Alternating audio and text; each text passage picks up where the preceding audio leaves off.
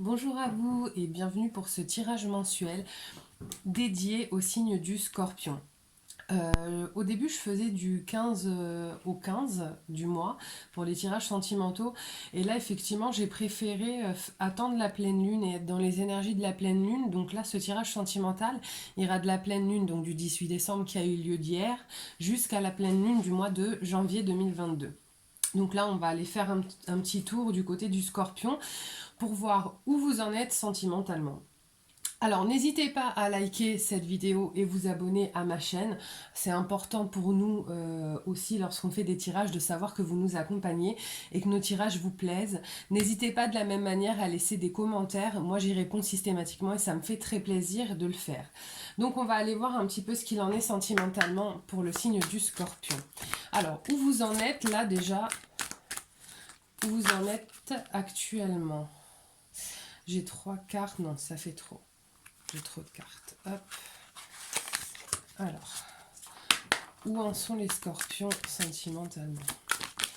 Alors oui, déjà pour vous, j'avais eu un message hier.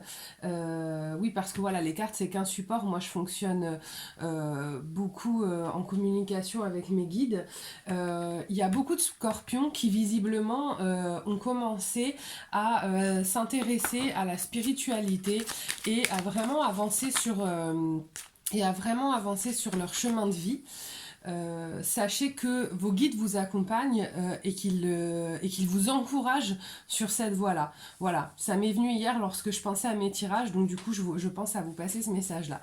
Donc, alors, où vous en êtes? Alors là, j'ai l'instabilité, la clé et le cercueil. Donc là, visiblement, les scorpions, vous êtes en train... Enfin, vous venez d'avoir un déclic qui vous permet de sortir d'une période où vous étiez dans une espèce de grosse introspection, de grosse remise en question, où vous vous étiez peut-être pour certains même mis en autarcie, vous vous étiez un petit peu replié sur vous-même, parce qu'apparemment, ce qu'on me dit aussi, c'est que vous sentiez qu'il y avait quelque chose qui n'allait pas. Il y avait quelque chose qui... vous savez, dans la vie, on a parfois cette espèce de sensation de savoir qu'il y a quelque chose qui ne va pas, de pas forcément pouvoir expliquer sur le moment ce que c'est, mais vous savez que vous êtes en déséquilibre à l'intérieur de vous. Vous savez que quand on est épanoui, heureux, on sent une espèce de stabilité dans le ventre au niveau des émotions, et là vous sentiez que c'était pas le cas. Du coup, vous vous êtes replié pour en fait trouver des solutions pour essayer de comprendre au final pourquoi vous ressentiez profondément, émotionnellement cette instabilité. Effectivement, j'ai aussi le chakra du ventre. Alors, qu'est-ce qui s'est passé du coup pour que vous en arriviez là? Donc, là, j'ai la sensualité, hop, qui vient de sortir. Alors effectivement, je ne pense pas systématiquement à vous montrer les cartes pour la simple raison que comme je fonctionne en canalisation, j'essaie de faire le tri entre les messages que j'ai et les cartes que je tire. Et parfois, du coup, je pense pas nécessairement...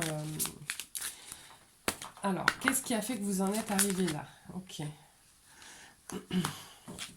Alors... Vous voyez, j'ai le lys et j'ai la connaissance. Visiblement, vous étiez dans une relation qui, en tout cas sur l'aspect charnel, était très très très très forte. D'accord. Je vais voir si j'ai le 11 qui sort pour voir si on me parle peut-être de relation d'âme ou de flamme jumelle. Cette relation était très forte. Et je pense que vous l'avez mis, là, les messages que j'ai, c'est que vous avez certainement mis cette relation sur un piédestal, dans le sens où, sensuellement, au niveau charnel, c'était tellement fort ce que vous ressentiez, que vous l'avez complètement mise sur un piédestal. Mais du coup, vous n'en arriviez plus à voir ce qui se passait sur les autres plans. D'accord? Et peut-être que ce qui se passait sur les autres plans de votre relation, hormis le plan charnel, ne vous donnez pas une stabilité émotionnelle et sentimentale. Pourquoi? Parce que de toute manière, les relations qui sont très très passionnées, ce qui a l'air d'être le cas, sont pas forcément les relations les plus stables. Alors là, j'ai tiré les éléments bloquants. Donc j'ai une femme, d'accord, et j'ai la lettre et le manège. Alors, de deux choses l'une. Alors, hop, je vous remonte les cartes. Voilà.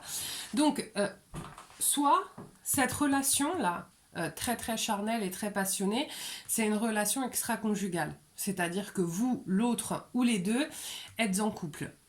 D'accord. Peut-être que pour certains, vous ne le saviez pas et vous l'apprenez, parce que là, je suis sur les points bloquants.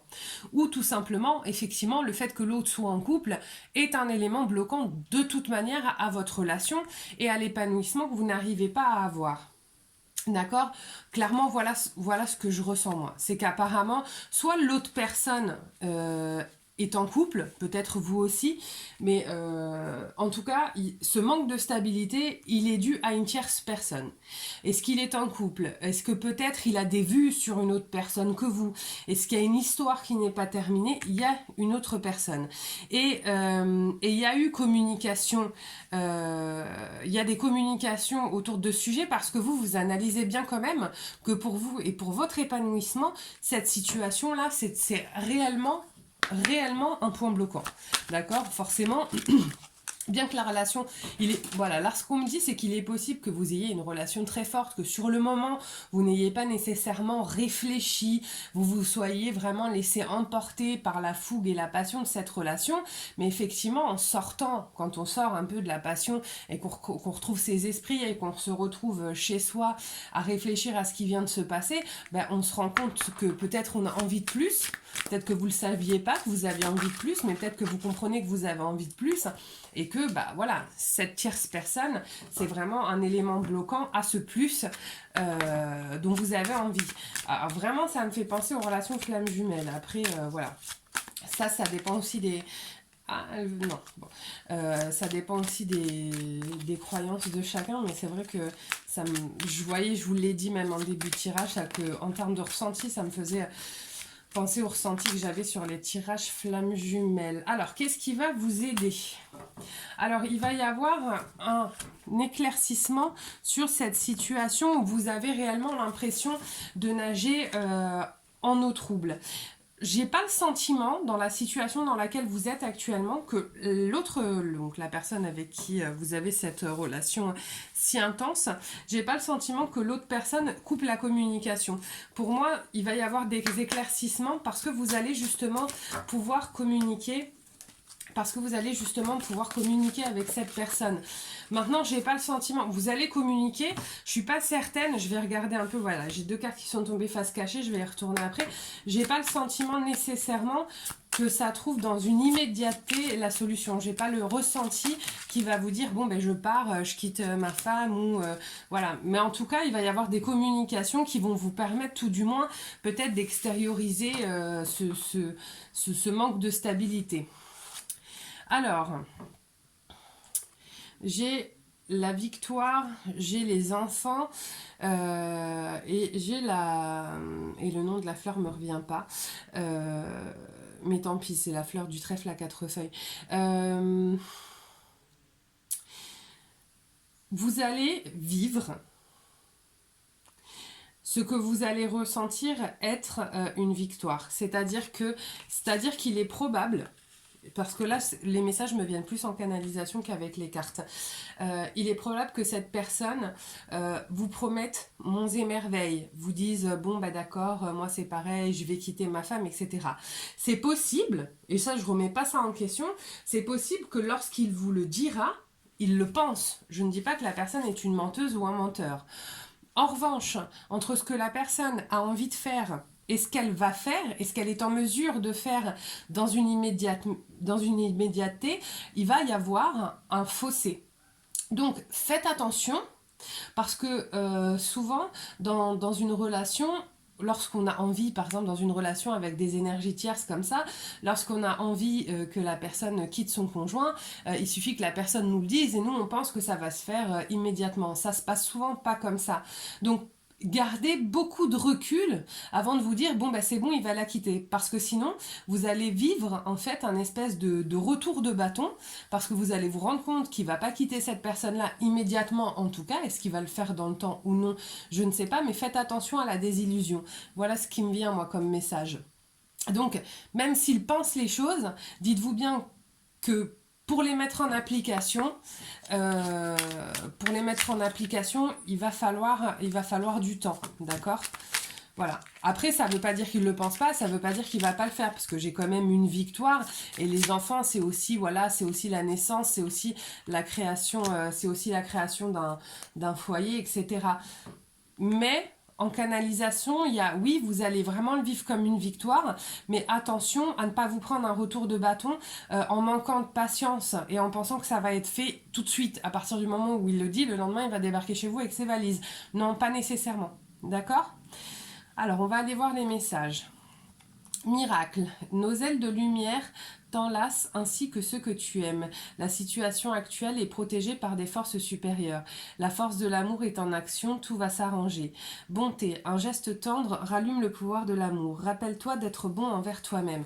Alors, vous voyez, là c'est vrai qu'il est possible vraiment que pour certains d'entre vous, vous soyez sur une relation flamme jumelle, d'accord? Dans les relations flamme jumelle, l'énergie la plus féminine, ça ne veut pas dire la femme, mais l'énergie la plus féminine est ce qu'on appelle le chaser, et l'énergie la plus masculine est le runner, d'accord? Dans ce genre de relation, souvent, le chaser manque de patience et s'en prend beaucoup au runner qui lui a énormément de peur à régler et ne règle pas la situation rapidement. Donc voilà, je dis pas que ça va pas se passer, mais je dis qu'entre ce que vous pensez et ce que vous auriez fait et ce que l'autre va faire, il y aura un contraste. Donc faites attention à pas vous mettre vous-même dans une désillusion. Voilà les scorpions. Bah écoutez, j'espère que ce tirage vous a plu. Encore une fois, n'hésitez pas à liker, à vous abonner et à laisser des commentaires. J'y répondrai avec plaisir. Sur ce, je vous souhaite une très très belle journée et je vous dis à très bientôt. Au revoir.